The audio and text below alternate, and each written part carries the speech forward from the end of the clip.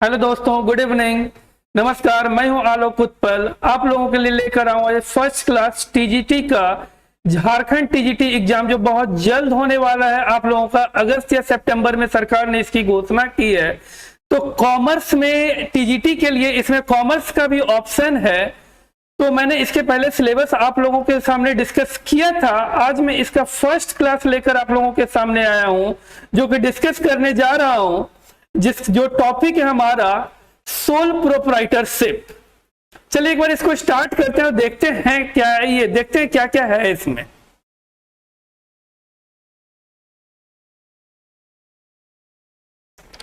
देखिए, sole proprietorship start कर रहे हैं। तो सोल प्रोप्राइटरशिप स्टार्ट करने के पहले थोड़ा सा हमको बिजनेस के बारे में समझना होगा हम लोगों को, ठीक है। तो एक यहां पे एक लाइन लिखा हो, आप लोग ध्यान से पढ़िएगा। An organisation engaged in some commercial activities और business to earn profit is a business enterprises. देखिए, सबसे पहले हम लोग यहाँ पे पढ़ रहे हैं ना, forms of business organisation. Forms of business organisation, जिसमें फर्स्ट टाइप हम लोग पढ़ेंगे सोल प्रोप्राइटरशिप। मैंने डायरेक्ट यहाँ पे ले लिया, बट इसका बेसिक से जाओगे आप लोग तो यहाँ पे सोल प्रोप्राइटरशिप जो होगा, ये हमारा बेसिक पहला फॉर्म ऑफ बिजनेस होता है, फर्स्ट फॉर्म ऑफ बिजनेस है। तो फॉर्म्स ऑफ बिजनेस ऑर्गेनाइजेशन होता क्या है, ठीक है। तो कहते हैं कोई भी कॉमर्शियल एक्टिविटीज में इंगेज्ड कोई भी ऑर्गेनाइजेशन या कोई भी बिजनेस जो अर्निंग मोटिव के लिए बिजनेस से ये काम कर रहे हैं, कॉमर्शियल एक्टिविटीज कर रहे हैं, दैट इज वो क्या कहलाएंगे, वो बिजनेस इंटरप्राइजेज कहलाएंगे। मैं फिर से एक बात बताता हूं कि कोई भी ऑर्गेनाइजेशन जो आपका कॉमर्शियल एक्टिविटीज में इंगेज्ड हो या कोई बिजनेस में इंगेज्ड हो, जहां से कोई ना कोई अर्निंग मोटिव है, प्रॉफिट अर्न करने का मोटिव है, दैट इज बिजनेस इंटरप्राइजेज। उसको बिजनेस इंटरप्राइजेज बोला गया है। अब हम आगे बात करते हैं। अब इस बिजनेस इंटरप्राइजेज में यदि कोई इंडिविजुअल और ग्रुप्स ऑफ इंडिविजुअल कोई भी नया बिजनेस प्लान करते हैं स्टार्ट करने के लिए, या जो उनका एग्जिस्टिंग बिजनेस है या पुराना बिजनेस है उसको एक्सपेंड करना चाह रहे हैं, तो कौन सा फॉर्म्स ऑफ बिजनेस ऑर्गेनाइजेशन को सेलेक्ट किया जाए, चूज किया जाए। तो उसी में हम लोग देखते हैं कि कौन कौन सा ऐसा बिजनेस ऑर्गेनाइजेशन है, फॉर्म्स ऑफ बिजनेस ऑर्गेनाइजेशन है, जो लोगों को कोई से भी इंडिविजुअल या कोई ग्रुप ऑफ इंडिविजुअल के लिए सुटेबल हो। वो डिपेंड करता है आपके बिजनेस की साइज पे। छोटा बिजनेस है, स्मॉल स्केल बिजनेस है, मीडियम है, लार्ज है, तो डिपेंड करता है आपका बिजनेस का साइज कैसा है, बिजनेस का नेचर कैसा है, उसके ऊपर डिपेंड करेगा।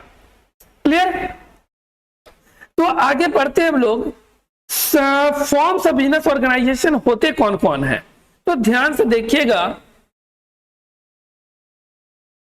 ये हो गया हमारा forms of business organisation. First कह रहा है सोल प्रोप्राइटरशिप क्या है, आज मैं इसी के बारे में डिस्कस करूंगा। मैं फिलहाल अभी 5 फॉर्म्स ऑफ बिजनेस ऑर्गेनाइजेशन के बारे में डिस्कस कर रहा हूं।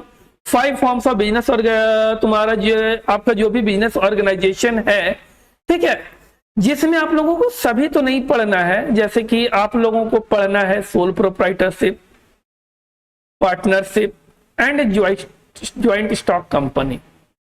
देखिए, आप लोगों को सिलेबस के अकॉर्डिंग जाना है, इसलिए मैं बहुत ज्यादा डिस्कस नहीं करूंगा। आपके सिलेबस के अकॉर्डिंग जो भी रहेगा उसी के अकॉर्डिंग मैं डिस्कस करूंगा। ओके, तो चलिए कौन को पहले, लेकिन बट हम लोग ओवरऑल जान लेते कि कितने फॉर्म्स ऑफ बिजनेस ऑर्गेनाइजेशन होते हैं। तो फर्स्ट होता है हमारा sole proprietorship, then joint Hindu family business, then cooperative society, then partnership, joint stock company. ये total 5 forms of business organization कहलाते हैं, ठीक है। तो 5 फॉर्म्स में हम लोगों को जो जनरली पढ़ना है सोल प्रोप्राइटरशिप, पार्टनरशिप और ज्वाइंट स्टॉक कंपनी, बस इसी के बारे में पढ़ना है। हो सकता है थोड़ा बहुत मैं शॉर्ट में ज्वाइंट स्टॉक या कोऑपरेटिव सोसाइटी के बारे में डिस्कस कर लूं कि आप लोग जान लेंगे कि होता क्या है, ठीक है। तो आज के क्लास में मैं ओनली डिस्कस करूंगा सोल प्रोप्राइटरशिप के बारे में। जैसे ये हमारा सोल प्रोप्राइटरशिप कंप्लीट होगा, हमारे पास कुछ एमसीक्यूज होंगे, उसको हम लोग डिस्कस करेंगे आपस में और पता चलेगा कि क्वेश्चन कैसा अरेंज हो सकता है इससे। ओके, तो चलिए स्टार्ट करते हैं हम लोग। सोल प्रोप्राइटरशिप क्या है?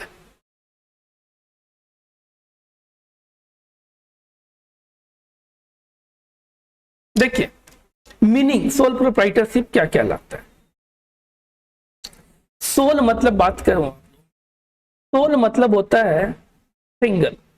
हिंदी में बात करो इसको कहते हैं अकेला।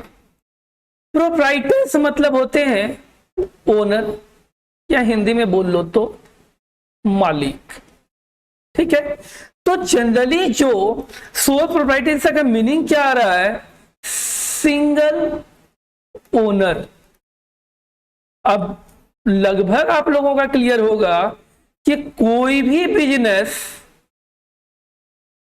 बिजनेस इसका मैनेज एंड कंट्रोल यदि किसी सिंगल पर्सन के हैंड में है तो हमारा वो सोल प्रोप्राइटरशिप बिजनेस फॉर्म में आ जाएगा। ठीक है, एक बार देखिए यहां लिखा भी गया है, इसको बोला गया है most popular and oldest and simplest forms of business. Simplest इसलिए बोला गया क्योंकि इसमें सिंगल ओनर होते हैं, सिंगल इंडिविजुअल के द्वारा मैनेज किया जाता है, ना किसी का इंटरफेरेंस होता है इसमें, ना कोई इंटरफेयर करेगा, ना कोई कंट्रोल दूसरा करेगा। तो सिंपलेस्ट फॉर्म है, सारे कुछ आप मैनेज करो। तो देखिए क्या कहता है आगे, it is made up of two words. First one is sole, जिसका मतलब होता है वन मतलब single, and second is proprietor, and proprietor means owner. मतलब कि one owner means single owner. अब आगे क्या कहता है? Sole proprietorship means a business with a single owner also known as sole proprietor।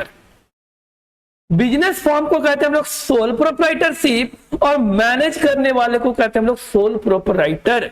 जो बिजनेस को मैनेज करते हैं प्रोप्राइटर कहलाते हैं। सिंगल पर्सन के द्वारा मैनेज किया जा रहा है इसलिए सोल प्रोप्राइटर कहलाएगा, कोई डाउट नहीं होनी चाहिए इसमें। ठीक है, अब देखिए इसका मेन डेफिनेशन क्या है। तो अ sole proprietorship is a business organization in which a single person owns, manage and control the business। मतलब सोल प्रोप्राइटरशिप एक ऐसा फॉर्म ऑफ बिजनेस ऑर्गेनाइजेशन है जिसमें बिजनेस को किसी सिंगल पर्सन के द्वारा ओन, मैनेजेज मतलब कि उसको मैनेज करता है, एंड उसको कंट्रोल करता है, दैट इज सोल प्रोप्राइटरशिप। मतलब मालिकाना हक जो होगा किसी वो सिंगल पर्सन के पास होगा। जो भी उसकी रिस्पॉन्सिबिलिटी एंड अकाउंटेबिलिटी होगी, हिंदी में बोल दो तो जिम्मेदारी एंड उत्तरदायित्व। ठीक है, रिस्पॉन्सिबिलिटी एंड हम लोग अकाउंटेबिलिटी बोलते हैं इसको। जिम्मेदारी और उत्तरदायित्व किसके पास होगी? तो सिंगल पर्सन के पास होगी, जिसको सोल प्रोप्राइटरशिप बोला जाता है। उम्मीद है आप लोगों को मीनिंग सोल प्रोप्राइटरशिप पर क्लियर हो गया होगा। फिर भी यदि कोई डाउट होगा तो आप कमेंट सेक्शन में जरूर इस पर बात करें, मैं जरूर इसके बारे में डिस्कस करूंगा। ठीक है, यदि कोई भी डाउट होगा तो आगे बढ़ता हूं। इसके फीचर्स क्या है? फीचर्स मतलब इसकी विशेषताएं क्या है। ठीक है, विशेषताएं के अलावा फीचर्स को कैरेक्टरिस्टिक्स भी बोला जाता है। तो आते हैं एक एक हम लोग इस पे फीचर्स पे। फर्स्ट कहता है formation and closure of business. Formation मतलब क्या होता है? बिजनेस को स्टार्ट करना, और क्लोजर मतलब क्या होता है? बिजनेस को क्लोज करना। मतलब formation and closure of business मतलब कि ये बिजनेस को तो आप इजीली स्टार्ट भी कर सकते हैं एंड इजीली क्लोज भी कर सकते हैं। सिंपलेस्ट फॉर्म इसीलिए बोला गया इसको क्योंकि ना किसी प्रॉब्लम के स्टार्ट भी कर सकते हैं और बिना किसी प्रॉब्लम के इसको क्लोज भी कर सकते हैं। ठीक है, इसलिए इजी फॉर्मेशन भी बोला गया है और इजी क्लोजर भी बोला गया है। आसानी से आप स्टार्ट कीजिए और आसानी से इसको बंद कीजिए, यही इसका फीचर है, formation and closure of business. Clear है? नेक्स्ट आते हैं अनलिमिटेड लायबिलिटी, असीमित उत्तरदायित्व। ठीक है, सॉरी मैंने पिछले क्लास में जो पिछले पीडीएफ में पीपीटी में मैं उत्तरदायित्व जो बोला था, ये उत्तरदायित्व नहीं कहलाता है, ये जवाबदेही कहलाता है। अकाउंटेबिलिटी मतलब जवाबदेही होता है। ठीक है, ये थोड़ा सा क्लियर कर लीजिएगा। उत्तरदायित्व तो हमारा रिस्पॉन्सिबिलिटी या उत्तरदायित्व, जिम्मेदारी, उत्तरदायित्व उसी को कहते हैं। अकाउंटेबिलिटी मतलब आपका जवाबदेही होता है। ठीक है, आगे बढ़ते हैं। फीचर्स क्या है अनलिमिटेड लायबिलिटी का? सॉरी, सोल प्रोप्राइटरशिप का फीचर्स क्या है? सेकंड फीचर अनलिमिटेड लायबिलिटी मतलब कि असीमित उत्तरदायित्व। असीमित उत्तरदायित्व। अब ये क्या होता है, ध्यान से समझेंगे आप लोग। मान के चलिए, मैं एक एग्जांपल से समझते हैं, एक उदाहरण से इसको समझते हैं कि यदि आपके बिजनेस में 10,000 रुपया यदि बचा हुआ है नेट, ठीक है, और आपकी जो लायबिलिटीज है 15,000 की है, मतलब आपके बिजनेस में जितना आपके पास बचा हुआ है उससे ज्यादा लायबिलिटीज आपको पे करनी है।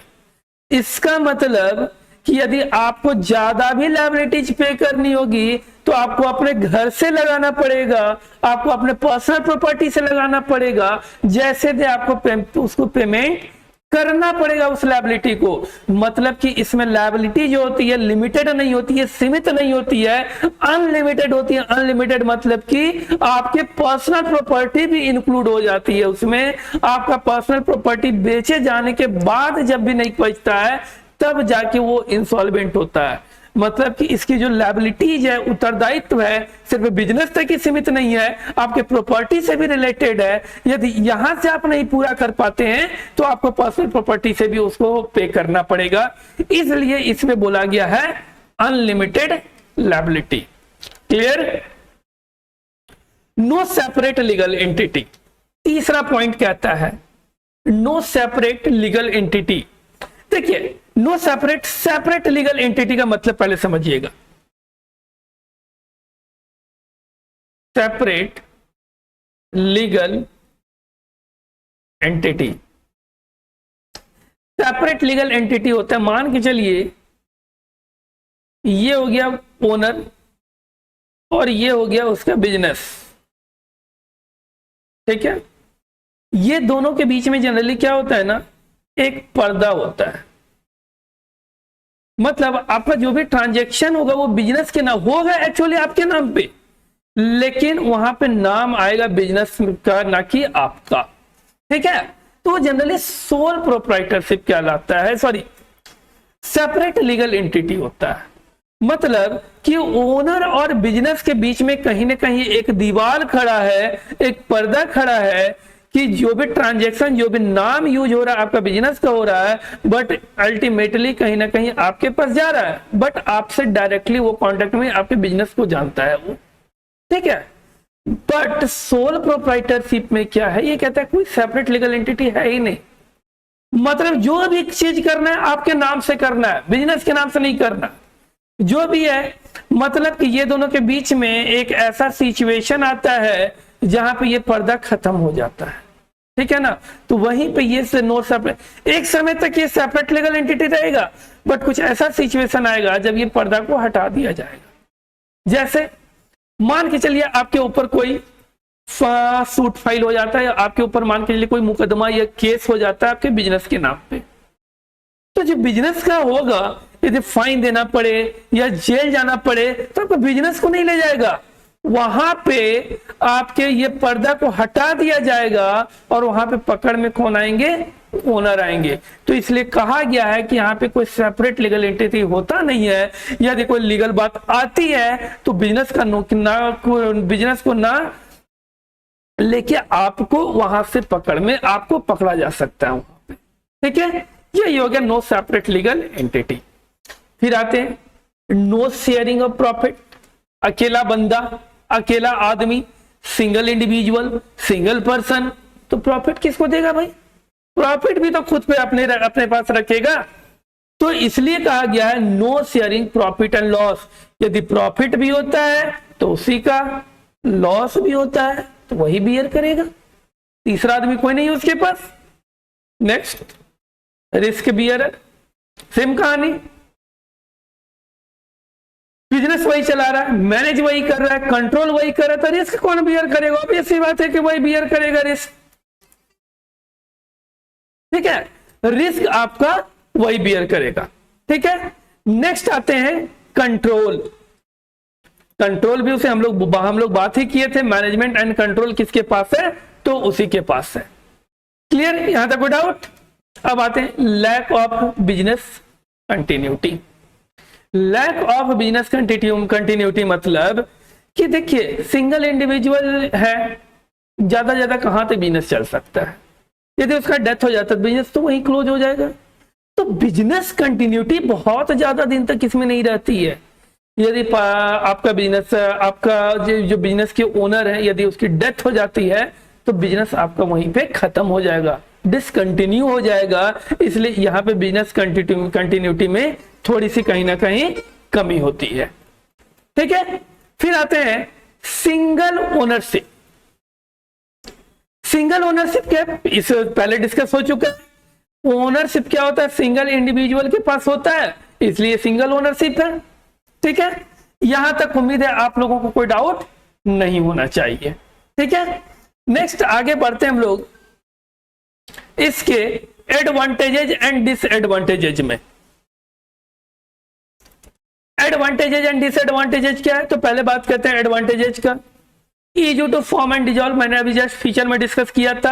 आप इसको इजीली फॉर्म भी कर सकते हैं और इजीली डिजॉल्व भी कर सकते हैं।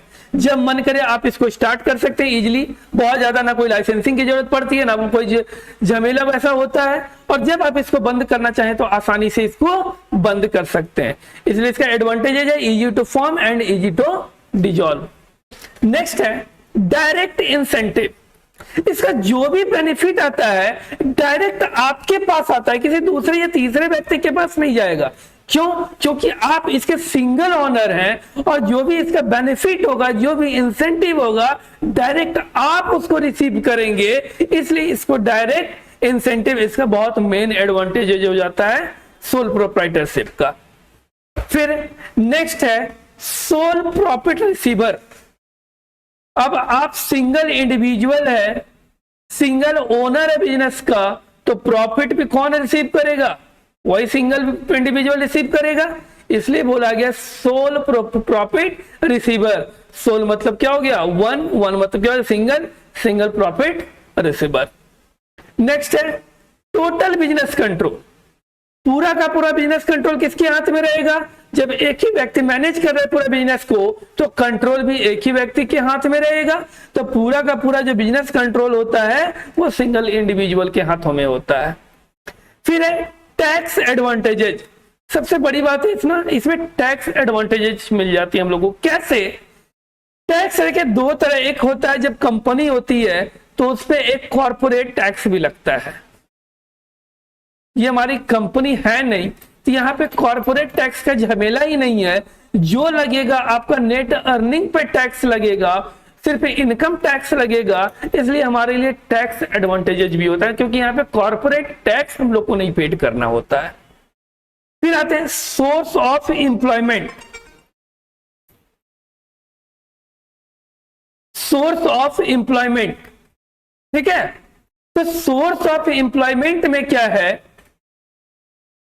कि एम्प्लॉयमेंट का, मान के लिए आप एक बिजनेस स्टार्ट करते हैं, तो बिजनेस स्टार्ट करेंगे तो कुछ लोगों की जरूरत पड़ेगी तो एक एम्प्लॉयमेंट जनरेशन होगा, ठीक है। तो एम्प्लॉयमेंट जनरेशन का भी एक मेन सोर्सेस हो जाता है आपका सोल प्रोप्राइटरशिप। फिर आते हैं प्राइवेसी। आप खुद बिजनेस को मैनेज कर रहे हैं, खुद कंट्रोल कर रहे हैं, आप खुद ओनर हैं, ठीक है। तो प्राइवेसी जो लीक होने के चांसेस होते हैं बिल्कुल भी नहीं होते हैं। ठीक है, तो सबसे बड़ी बात है कि जो भी हमारा सीक्रेट होता है वो बिल्कुल प्राइवेसी रहती है, उसमें कोई लीक होने के चांसेस नहीं रहते हैं। फिर है डायरेक्ट रिलेशनशिप विथ कस्टमर, मतलब आपका कस्टमर के साथ डायरेक्ट रिलेशनशिप होता है, इसमें कहीं से आपका मतलब कोई बीच में कोई आदमी मिडिलमैन होगा नहीं, क्योंकि आप ही ओनर है बिजनेस के। तो जो भी कांटेक्ट होगा कस्टमर का डायरेक्टली आपसे कांटेक्ट होगा, इसलिए कहा गया कि डायरेक्ट रिलेशनशिप विथ कस्टमर। फिर है डिसएडवांटेजेज। डिसएडवांटेजेज में क्या है, तो फर्स्ट डिसएडवांटेजेज है बिजनेस कंटिन्यूटी प्रॉब्लम। बिजनेस बहुत ज्यादा तक कंटिन्यू नहीं हो पाता, क्योंकि कोई इंडिविजुअल का मान के लिए डेथ हो जाती है, डेथ हो जाती है तो बिजनेस हमारा वहीं डिसकंटिन्यू हो जाएगा। तो बिजनेस कंटिन्यूटी का प्रॉब्लम इसमें सबसे ज्यादा आता है। फिर है limited managerial ability. Limited managerial ability, single individual है तो मैनेजरियल एबिलिटी भी तो उनकी लिमिटेड होगी। ठीक है, प्रबंधन की जो क्षमता होगी उनके पास लिमिटेड होगी, सीमित होगी।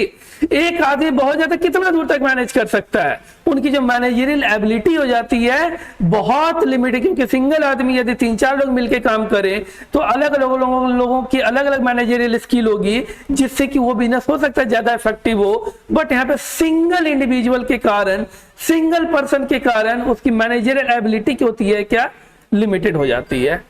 क्लियर। फिर है लिमिटेड कैपिटल, एक आदमी है तो कितना ज्यादा कैपिटल लगाएगा, 4-5 आदमी रहे, अलग business forms of business organisation जैसे कुछ लोग रहते तो उसमें कैपिटल भी हमारा ज्यादा होता है। बट यहाँ सिंगल इंडिविजुअल है तो कैपिटल भी हमारे पास क्या होती है, लिमिटेड होती है।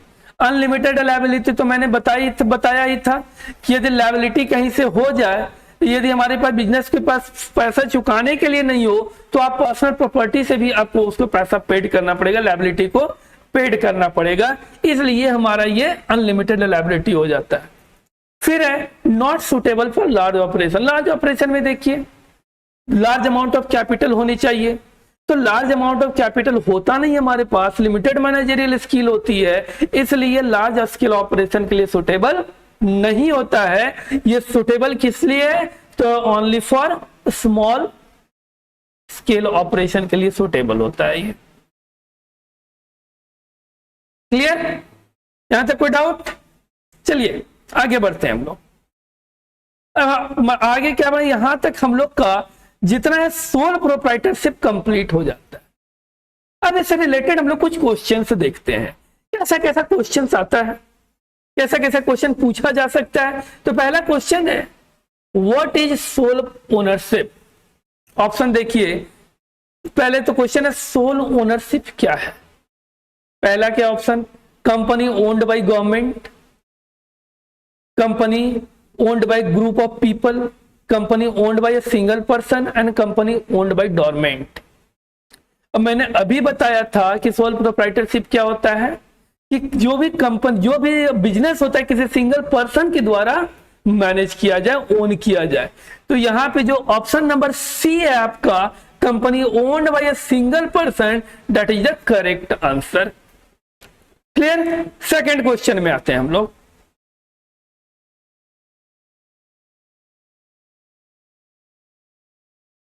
सेकंड क्वेश्चन है in which case a sole ownership form is most favourable. Sole ownership सबसे फेवरेबल किस के लिए होता है, तो मैंने भी जस्ट इसका डिसएडवांटेजेस में देखा था, लार्ज स्केल ऑपरेशन के लिए फेवरेबल नहीं होता था, और मैंने बताया भी था कि जनरली ये स्मॉल स्केल ऑपरेशन के लिए फेवरेबल होता है ना। ऑप्शन नंबर ए भी गलत, लार्ज स्केल ऑपरेशन, ये भी गलत, तो ऑप्शन नंबर सही सी क्या होगा, करेक्ट आंसर होगा।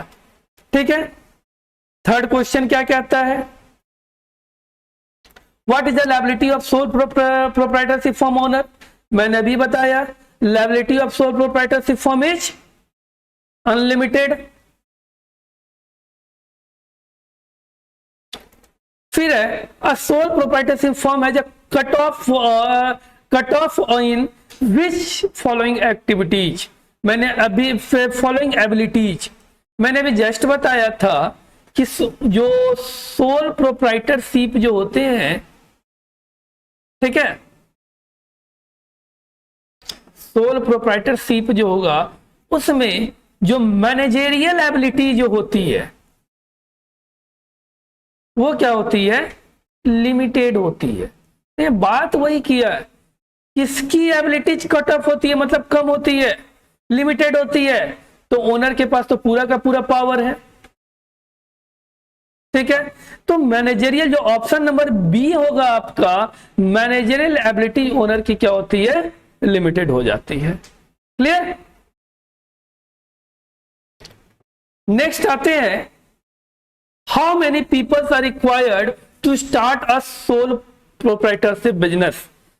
तो सोल प्रोप्राइटरशिप बिजनेस के लिए कितने लोगों की आवश्यकता होती है, तो ओनली 1 पर्सन, इसमें कोई दिक्कत नहीं होनी चाहिए। नेक्स्ट है, what is the main factors in the life of sole proprietorship firm.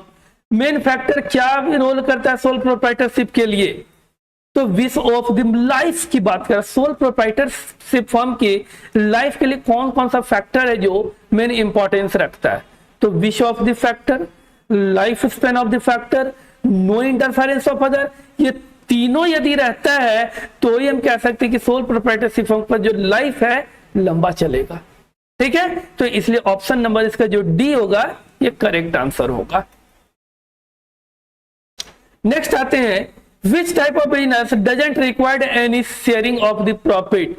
कौन सा business, forms of business organisation जो शेयर प्रॉफिट को शेयर नहीं करता है, तो अभी मैंने जस्ट बताया था कि सोल प्रोप्राइटरशिप जो है नो प्रॉफिट, मतलब प्रॉफिट और लॉस में कोई शेयरिंग नहीं होता है, वो सिंगल उसका मालिक होता है। तो option number D sole proprietorship business. फिर आते हैं नेक्स्ट में, why can sole proprietorship comes to end. क्या रीजन हो सकता है प्रोप्राइटरशिप खत्म होने का, सोल प्रोप्राइटरशिप खत्म होने का।